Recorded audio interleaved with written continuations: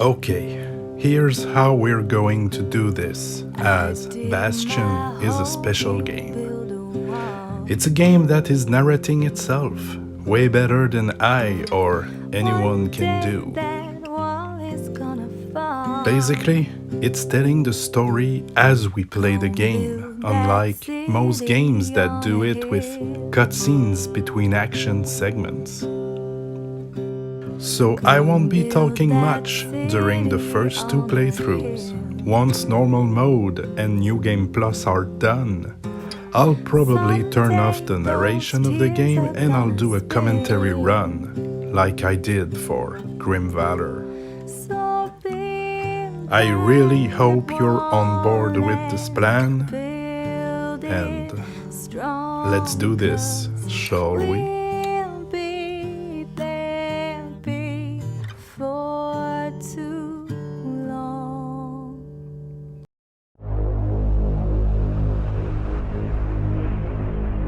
Proper story is supposed to start at the beginning. Ain't so simple with this one. Now here's a kid whose whole world got all twisted, leaving him stranded on a rock in the sky. He gets up, sets off for the Bastion, where everyone agreed to go in case of trouble. Ground forms up under his feet as if pointing the way. He don't stop to wonder why. Finds his lifelong friend just lying in the road. Well, it's a touching reunion.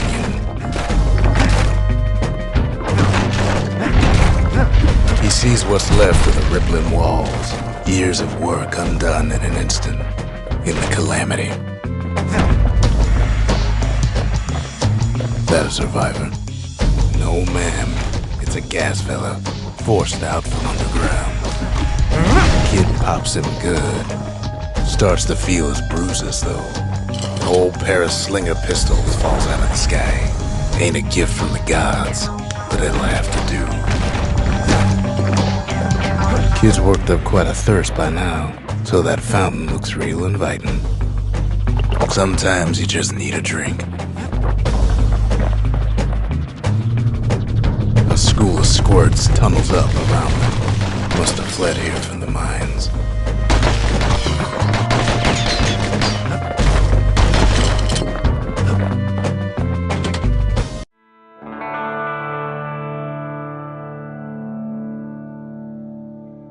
He sets foot inside one of Zealandia's famous watering holes. Inside's old Rondi, the bartender. The calamity got him before his drinking did. Rondi always wanted his ashes scattered here. Then Kid finds his trusty shield. But just as he's getting a handle on it, the security takes him for a petty thief.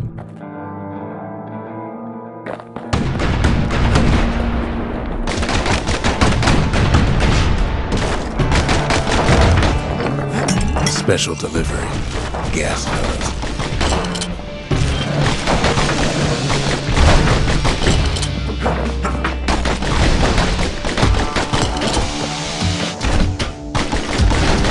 Windbags start turning up for last call.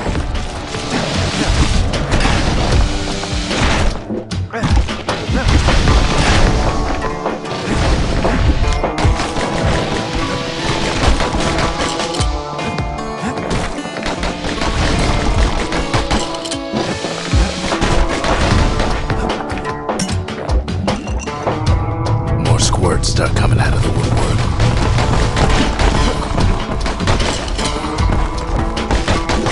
A big old fella pops out in front of the kid.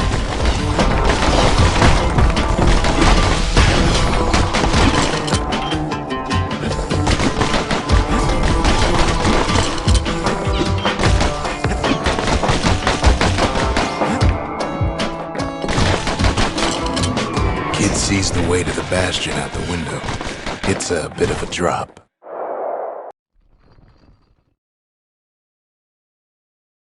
He gets a good look at things on his way down. He lands on top of a breaker's bow, and it ain't broke. Kid spies a good perch for some target practice. He knows he should draw the string all the way back.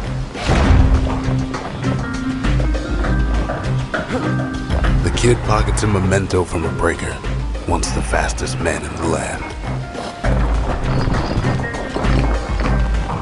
Wasn't long before the kid could loose an arrow, strong and true. Good news is the emergency defenses still work. Bad news is they're aiming for the kid. Picks up a few pointers from a dusty old tome. He's a mighty fast learner.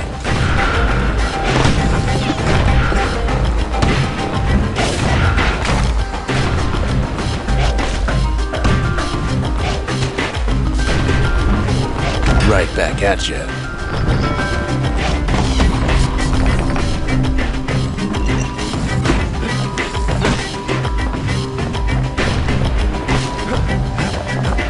He finds the distillery, right next to the arsenal.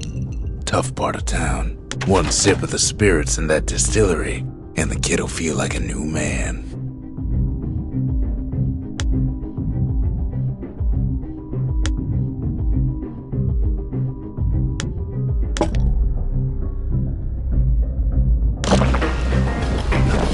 The arsenal's where the kid can pick the best tools for the job.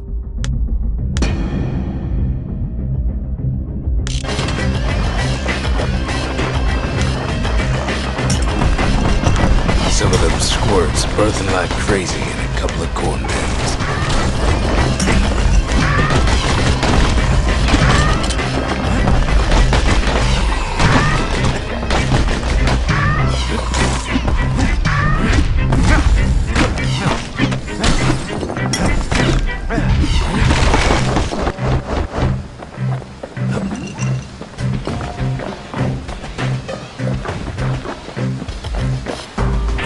Ferry barge sends the kid on his way.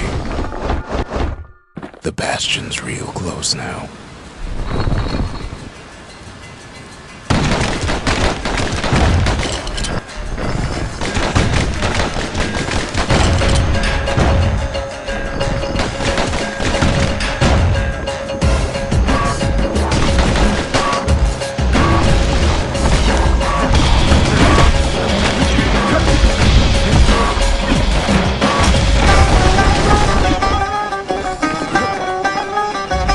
Takes a chunk of alloy. Smell of barley and spoiled blueberries fills the air. Scumbags. Kid maybe shouldn't have done what he just did.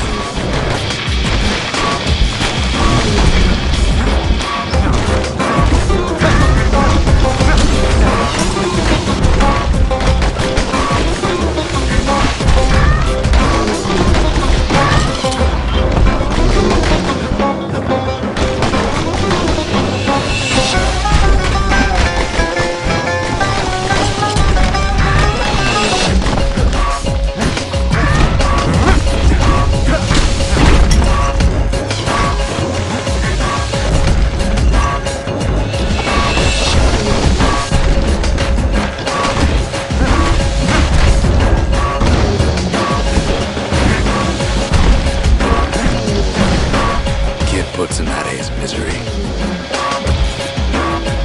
Robs a scumbag of his last meal.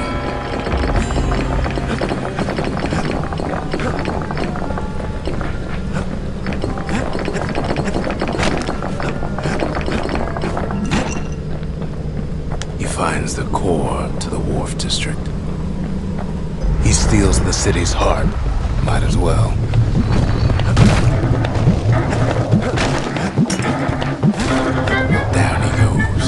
Down toward the Bastion. Now the kid sees something stranger still. His mind races. Did anybody else survive? Sure enough, he finds another. He finds me. We talk for a spell. There's a bit of the Bastion's power in that crest, enough to point the way to the cores.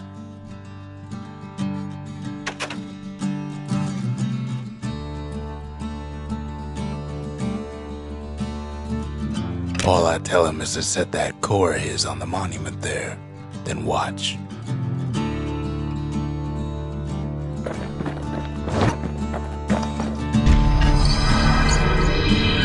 And just like that, the Bastion comes alive. Starts growing again, growing stronger. Kid's gotta put its power to good use. Now the Bastion can send him even farther into the wild unknown.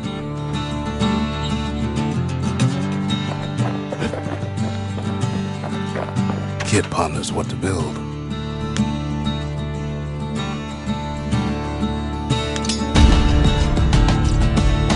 The Bastion's a place of peace, but we can hold our own if we have to.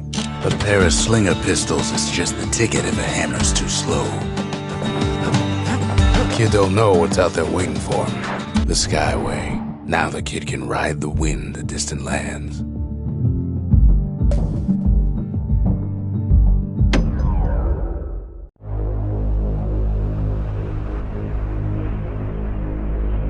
Now he lands at the intersection between bad and wrong. Ought to be a core down one of these twisted streets. But which one? He heads for the squirt steps. Won't be no field trip this time. Scumbag can digest just about anything. Except for this. Kid ain't ever seen an elephant squirt before. Hopes he'll never see one again.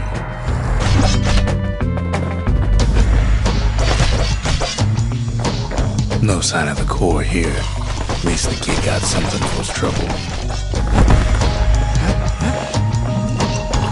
Them squirts just don't know when to quit.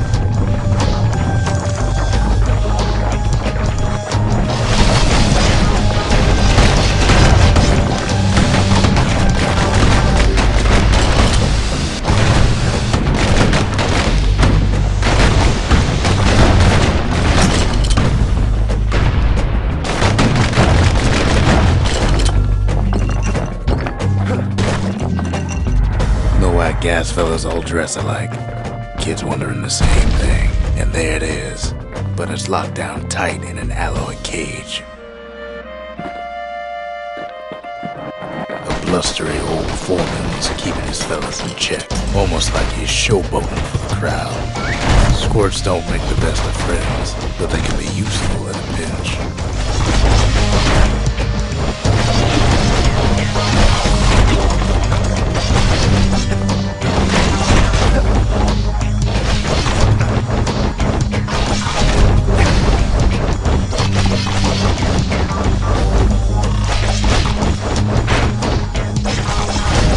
Now there's a new marshal in town.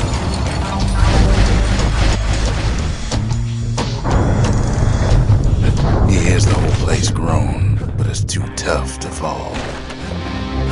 Might as well check the other side streets before leaving this hole. He heads for the biggest dump in town, Scumbag Alley.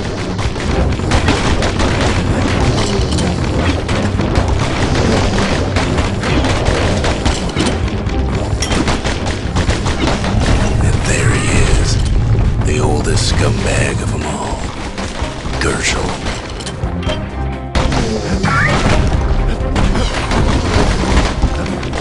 The calamity ain't done much for Gershel's sunny disposition.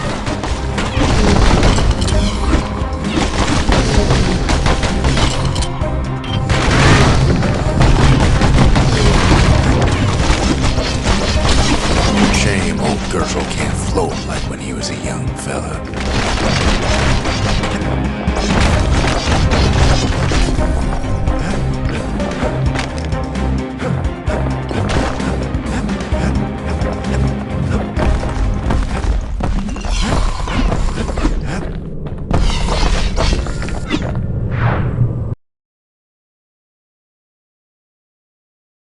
He comes back, just like I knew he would. The core hums in his pack. The monument's calling for it.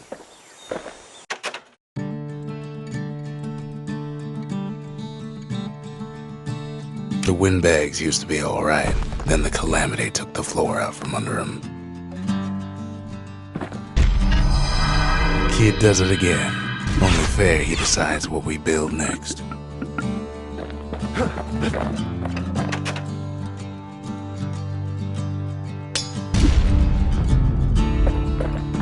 A lot of things need fixing up in this world, and we can start right here.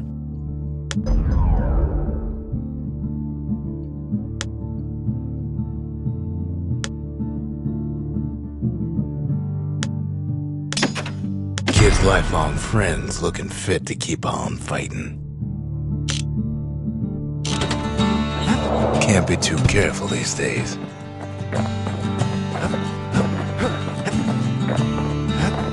Picked up traces of other cores while the kid was out.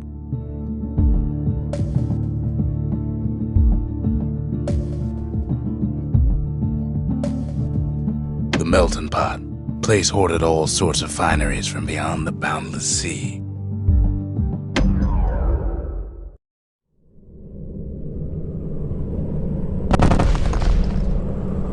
In better days, the melting pot was sealed tighter than the skin on a squirt.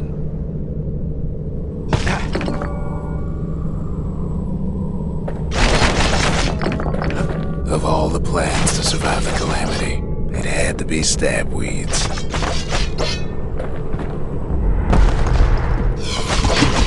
Blasted things hurt like a broken heart.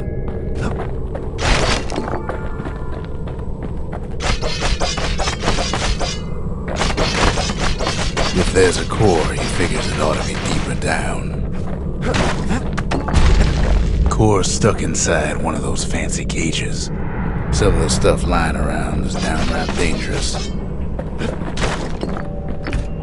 He throws a switch. Now what could possibly go wrong? Quite a bit, as it turns out. The cage starts lifting from the core ever so slow. All Kid can do is wait. Shipments start falling in.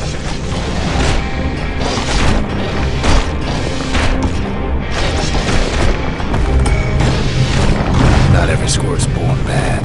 Some spring to the kid's defense. Judging by the movement of the cage, it's gonna take a little while.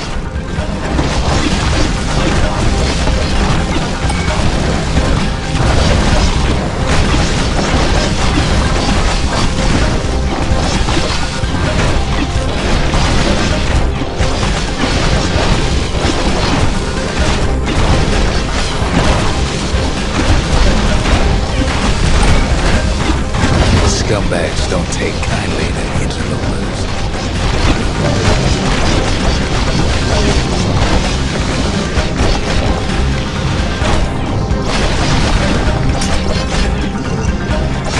Even some gas fellas take his corner. Birdie popped that mean old foreman.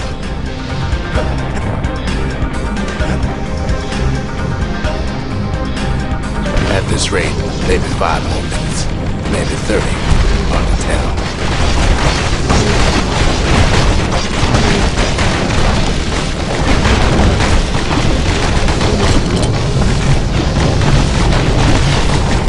Squirts get real territorial around the core.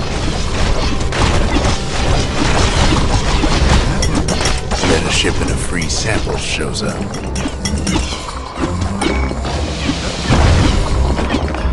It ain't all bad. The kid finds some spices from the motherland, tax-free. One thing's for sure, that cage is awful heavy.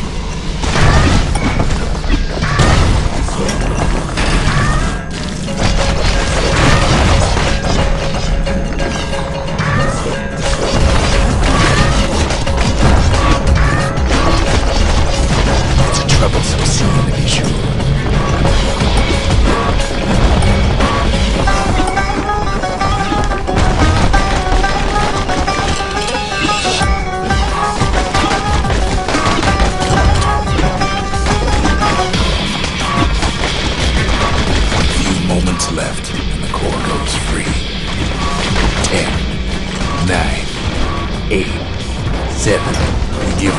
few seconds.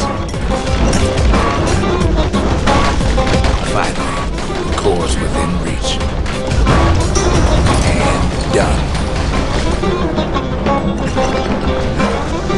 He's got it. Just gotta get to the nearest barge.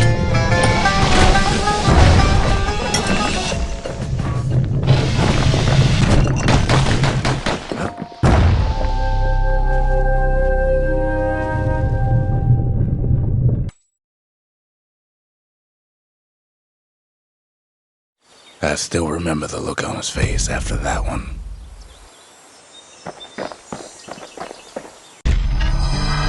The old world's finished, but the new world's just getting started.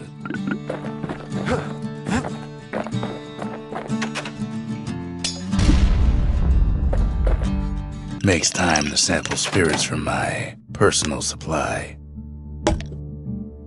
Where whiskey has no scent, but tastes like a peppered boot heel, it's not for everyone.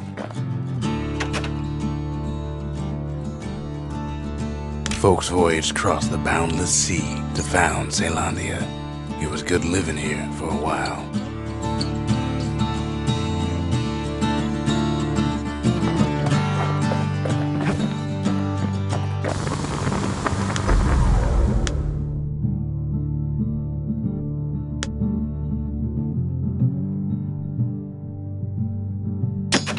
Takes a lot of moving pieces to make a dependable sidearm.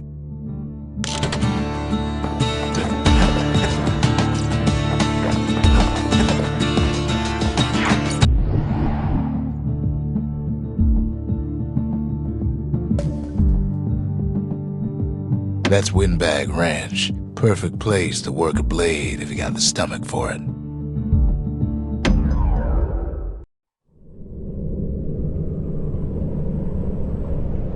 Windbag Ranch was built for gathering squirt extract in copious supply. Ain't nothing more healthful.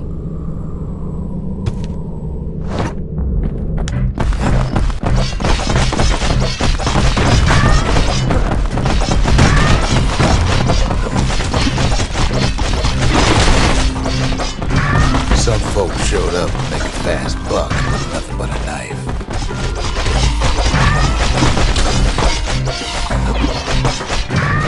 Still others use the place to test their finest blades.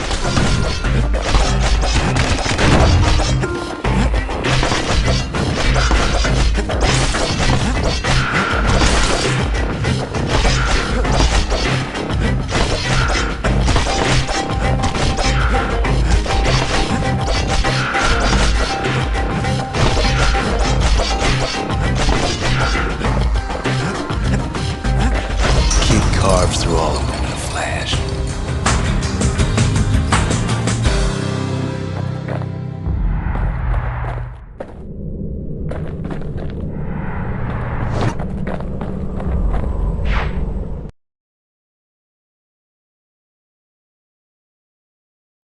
Well, the kid's gone and struck terror in the hearts of squirts everywhere.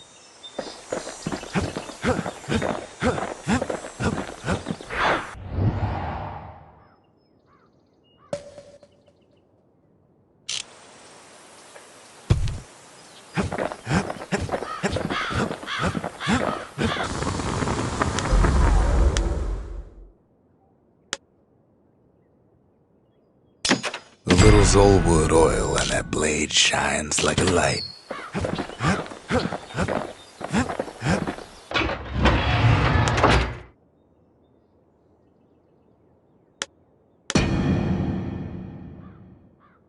Want to stay alive in the wilds, pack a pair of pistols and a good blade. The Sundown Path. Lovely place for a stroll. Before the calamity, that is.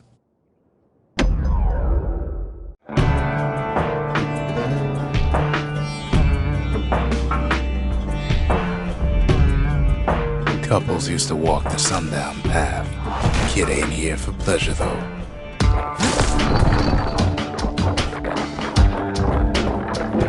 But then, somebody gets to the core before the kid. floor starts giving way under the lightest step. A single panic squirt could bring the whole place down. Fragments of the old world rain from the sky.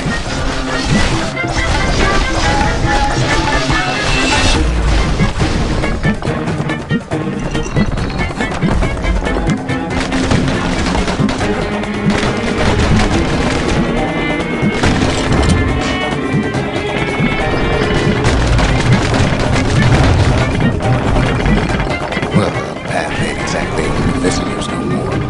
Security's all fired up. Quick and careful is the only way to go.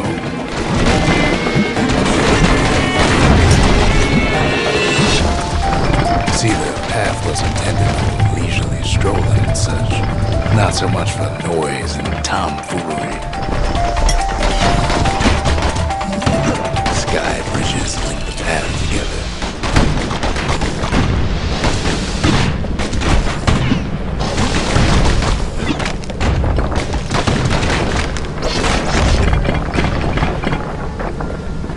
One of them bridges whips the kid along. Air travel always was an iffy proposition.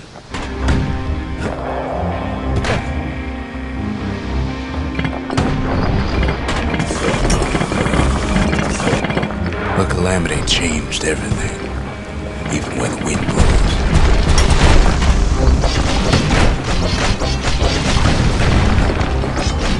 Well, if we mastered the winds in the old days, we can do it again.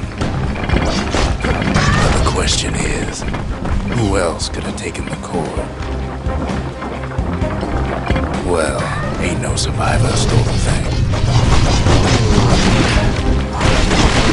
Scumbag ate it by mistake.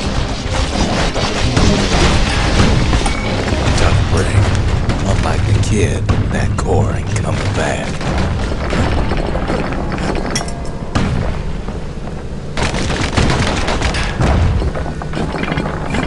No, they used to ship live munitions down the path.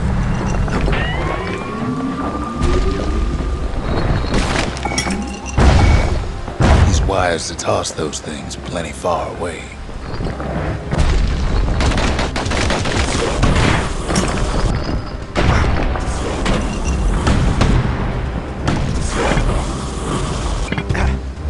Even gas fellas need some shut-eye from time to time. They get real cranky when you wake them up. In all this toil, Kid keeps coming back to an overwhelming question. Who else could have survived the calamity?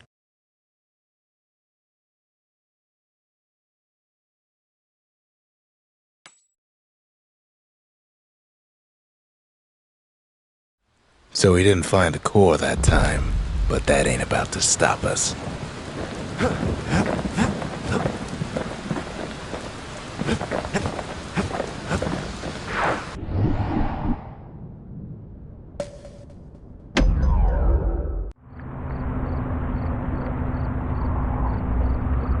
You have to think fast to survive the wilds, and none talk faster than the slingers. They could shoot their pistols with the speed of a machine.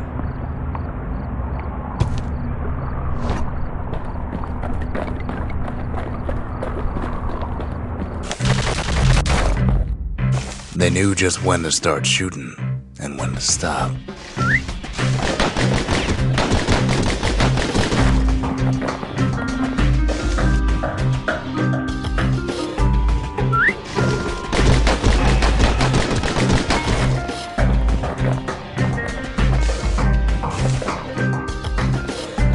Those pistols could spit out rounds just as quick as you could pull the trigger.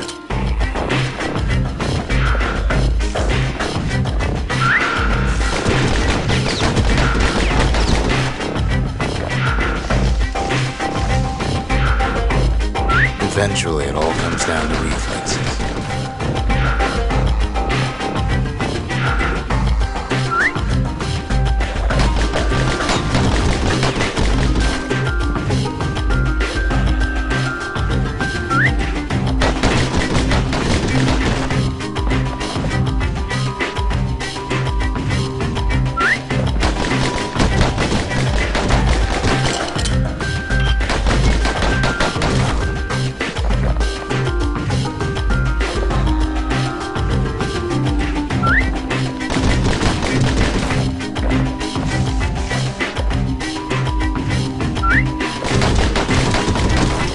slingers were much quicker than the average pistolier.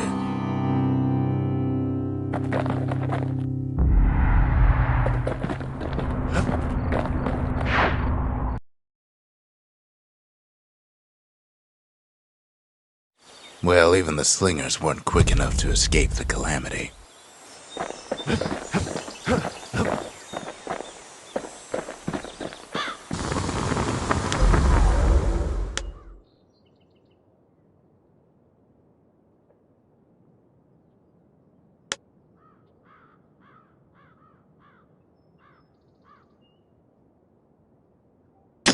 He's made a right comfortable bed for all those bullets.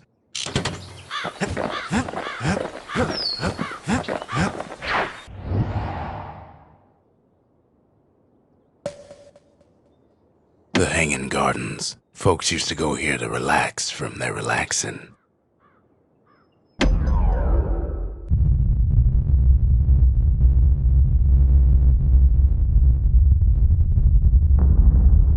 The dead welcome him with open arms.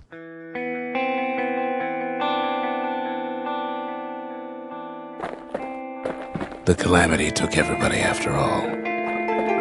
Kid sees it plain, frozen faces all around. You don't much care to see him, not like this. These folks never saw the calamity coming, but someone did. Someone close. Someone who ain't like Mr. Beckley and his kindly wife. It was someone like him. Kid sees him there agape. Flesh. It's a snag or two trying to get to him. He ain't about to stop, no matter what.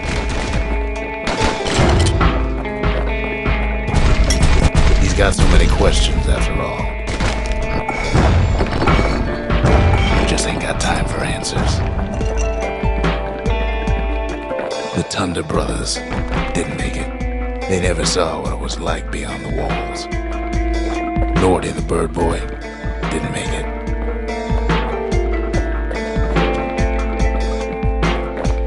The Jawsons, they didn't make it. Grady Sr., Grady Jr., they didn't make it. But him, he survived. Kid finds proof enough that man ain't from around here.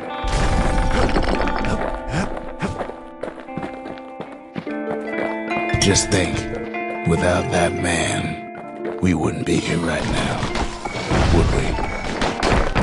And then, what do you say to a man who's seen too much? Kid hasn't a clue, but he says this. We have to go. Please.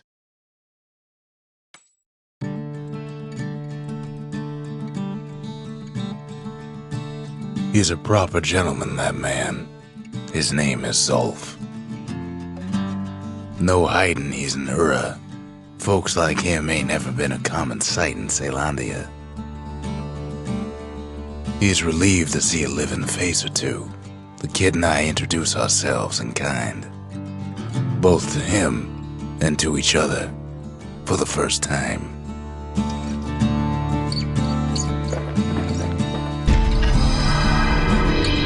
The cores. They remember. That's why this place is coming together. That's why things are gonna be alright. Well, look what we have here.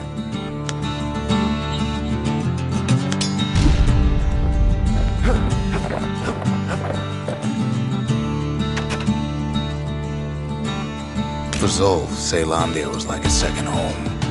He's real worried about his first home, too. Far to the east.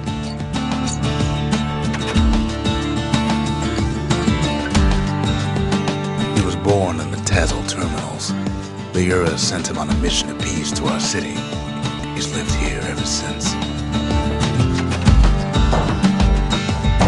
We fought the Ura decades ago, but that was then. Things are different between us now.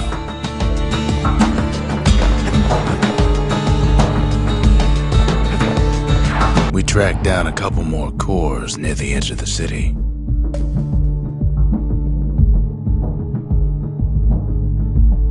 There's Pith Orchard, built in honor of the bull, and folks like Zulf who pray to him. That's Cinder Brick Fort, where the marshals used to watch over the city.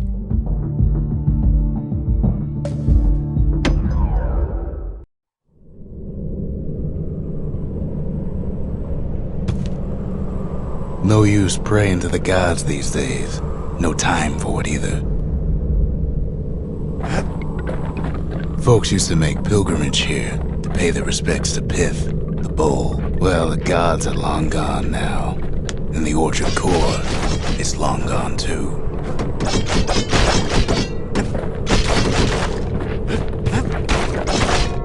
Pith stood for something once. Something real. In time, though, the bull stopped being a symbol and started being decoration. Pith makes a decent scarecrow, at least.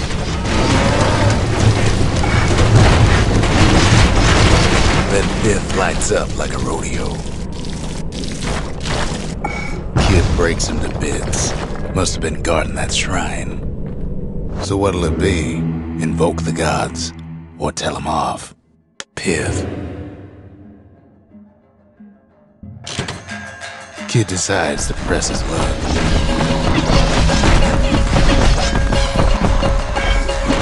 Well, if the gods are alive, they must be plenty sore.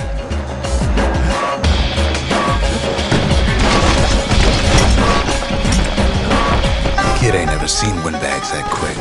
Maybe old Pith put a scare in him.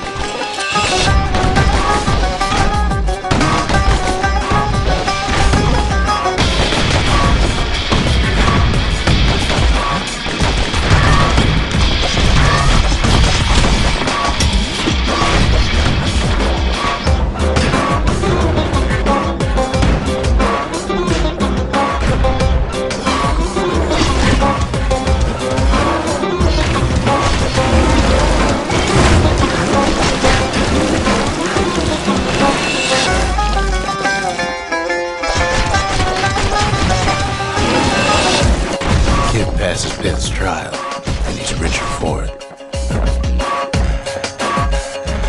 The gods don't care about trinkets, but the kid ain't no god.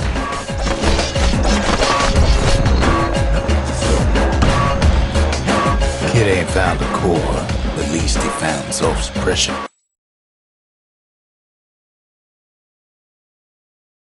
Now we can build a shrine of our own, though I got some alternatives in mind.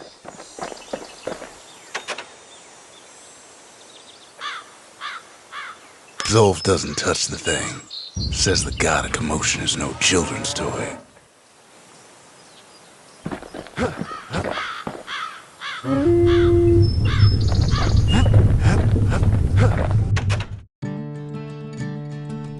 The Ura feared the gods. We turned them into toys, put their faces on our walls.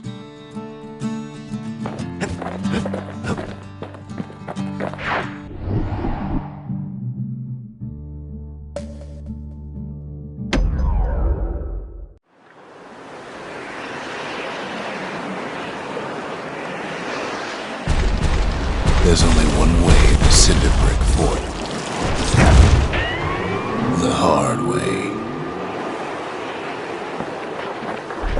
Sure, the city marshals may be gone, but now the fort's crawling with windbags.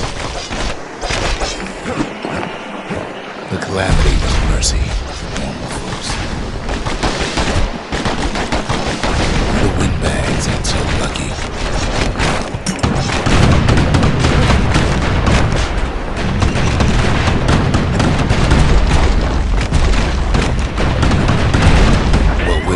Young and old keep fighting for the fort. At least the marshals let the kid a parting gift.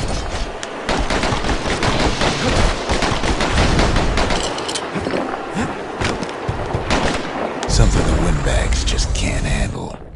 Something that'll punch clean through their greasy hides. Windbags ain't much different from normal folks. All they want's a warm place to stay and a decent meal. A lot of them wound up here in this very fort. Could have been minding the business underground like in the old days.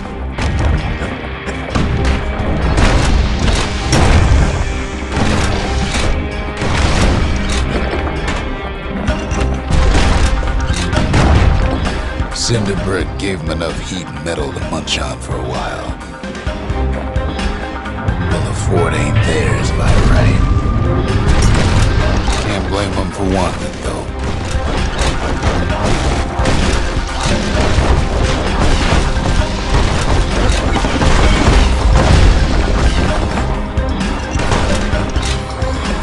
Not a scratch on him as he presses on to higher ground.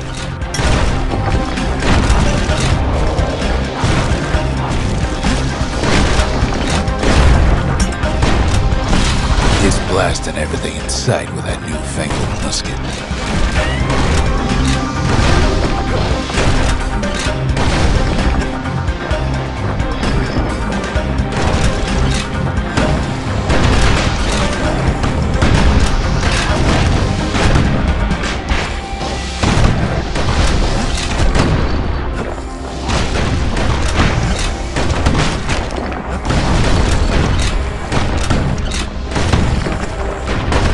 Kid's stash of grenades is there for him if things get even worse.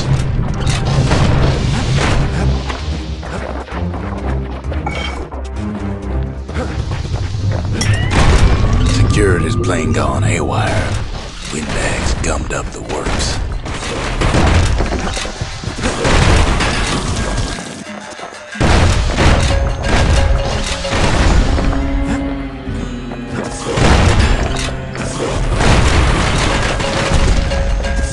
Ain't afraid to get burned. They trapped the kid in the middle of the fort's parade grounds.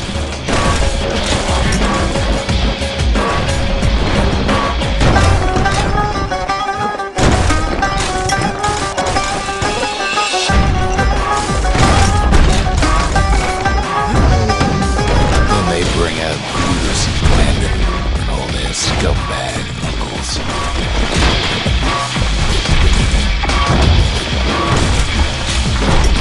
They got something to gain, and only their sorry hides to lose. Kid takes down Glutus, or maybe it was Blandon.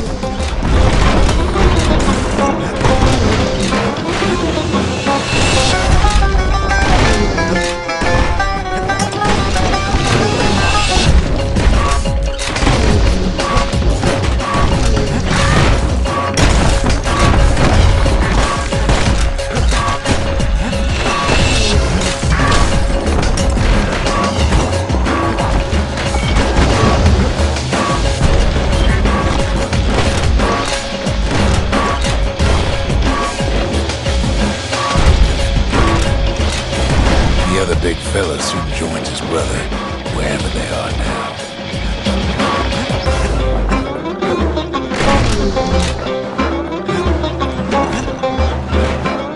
The windbags finally get the message.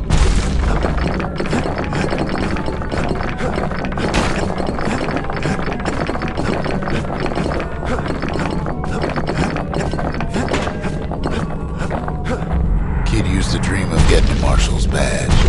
Not like this. And now ain't nothing left for nobody down at Cinderbrick Fort.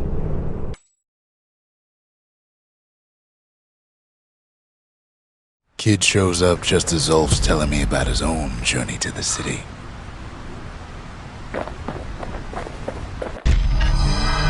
Zolf's travels ain't much compared to what the kids had to go through for all this.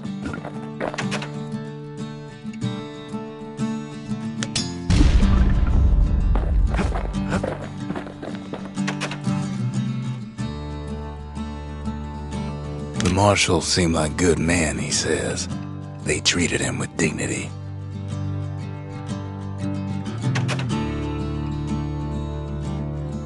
Zolf brought his antique smoking pipe all the way from the terminals.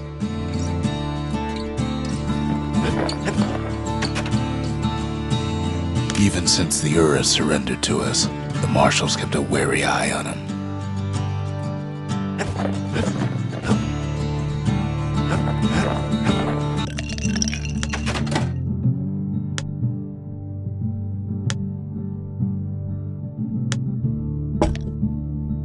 Fetching fizz is like a mouthful of nails, but the benefits are worth it.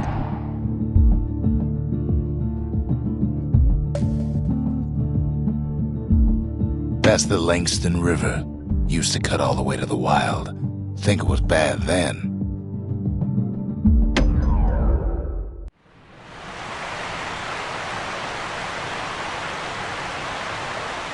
The Langston River flowed free and wild till the calamity drank it all up. Maybe all that water just grew wings and flew off. Riverbank swarming with windbags.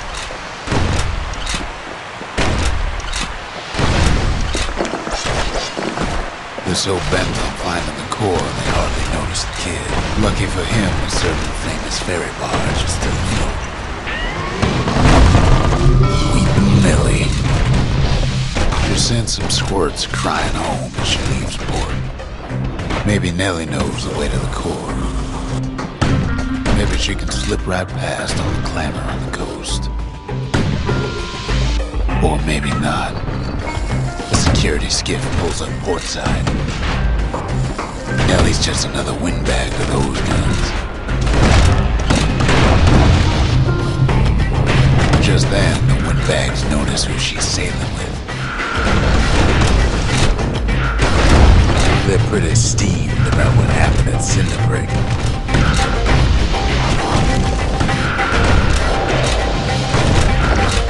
They try to cut her off.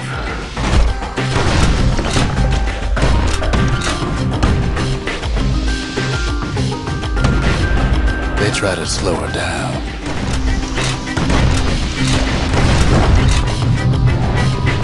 They try to knock her out.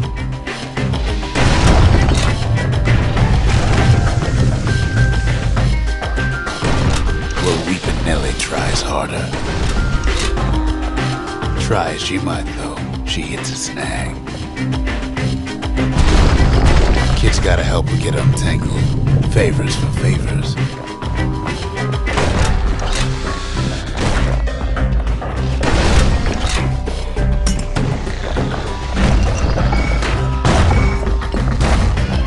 At least she picked a good spot for a break, 'cause the core's right there.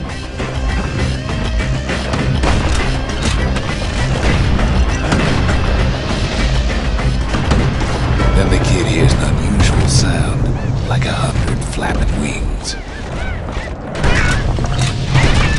Peckers.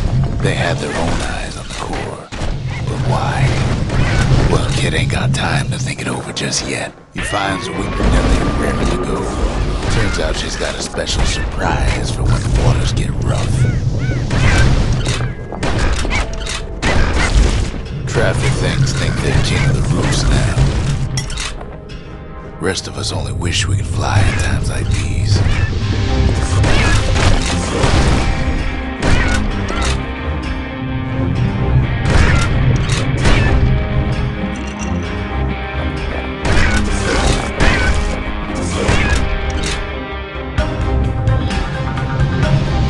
Security skiffs keep on coming starboard side. Don't seem to care what they shoot, as long as they hit something.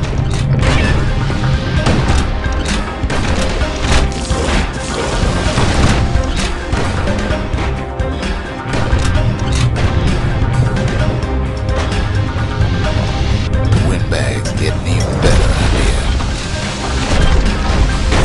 They aim to smash Weepin' Nellie to splinters. It almost falls again. Well, it all proves too much for poor Nellie.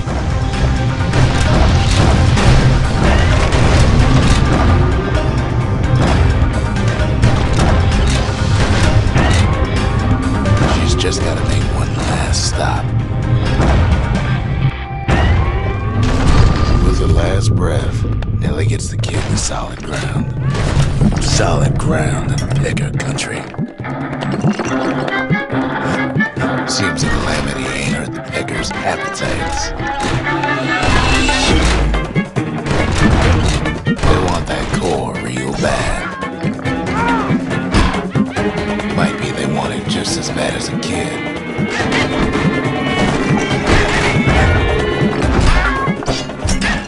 Kid shoots him off, knowing they'll be back. Know how many times kid nearly fell off the barge back there? 3 times. Now, listen close.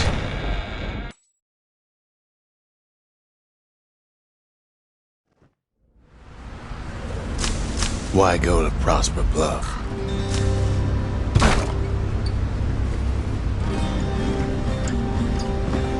Used to take an enterprising man or a plain old fool to venture out that far.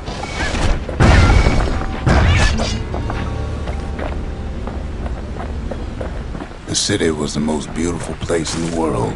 We all knew that. But on the other hand, some folks just yearn to see the things they're told they can't.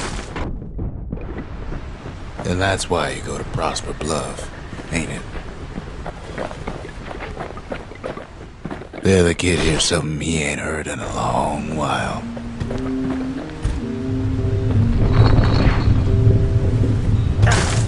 How's it go again?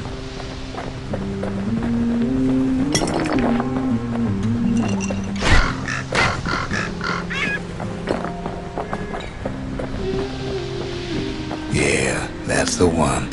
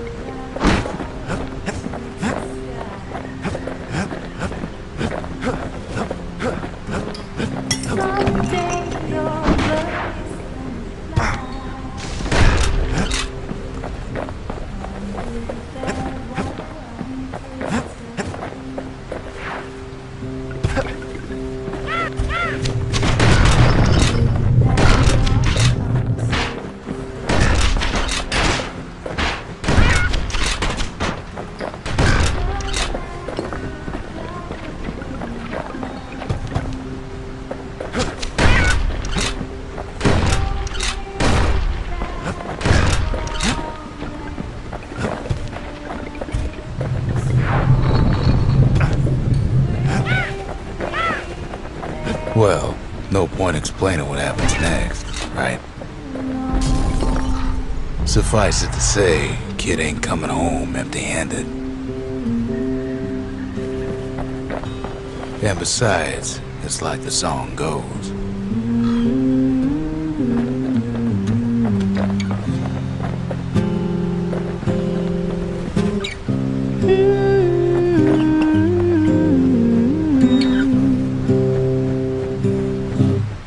Dig my hole, you build a wall.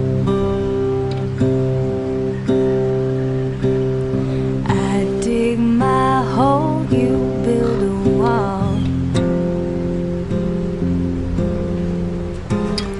One day that wall is gonna fall. Gonna build that city on a hill.